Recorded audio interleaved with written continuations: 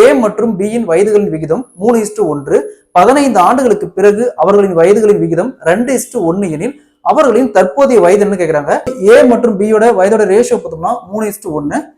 15 வருடங்களுக்கு பிறகு அவருடைய வயதின் விகிதம் 2:1 எனில் அவருடைய தற்போதைய வயது என்ன கேட்கிறாங்க.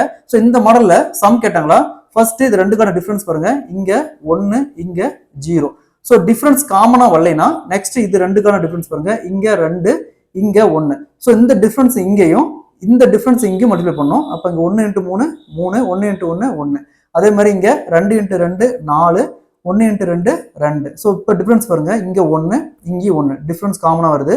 ஸோ இந்த 1க்கு தான் இந்த 15. ஸோ அவங்க என்ன கேட்குறாங்க, தற்போதைய வயது என்ன கேட்குறாங்க. இங்க என்ன இருக்கு, 3 இருக்கு. அப்போ 3 × 15 = 45. இது வந்து ஏவோடைய வயது. அடுத்து பிக்கு பார்த்தோம்னா 1. அப்போ 1 × இங்க என்ன 15 = 15. இது வந்து பியோடைய வயது. அப்போ ஏ மற்றும் பியோடைய தற்போதைய வயது பார்த்தோம்னா 45, 15.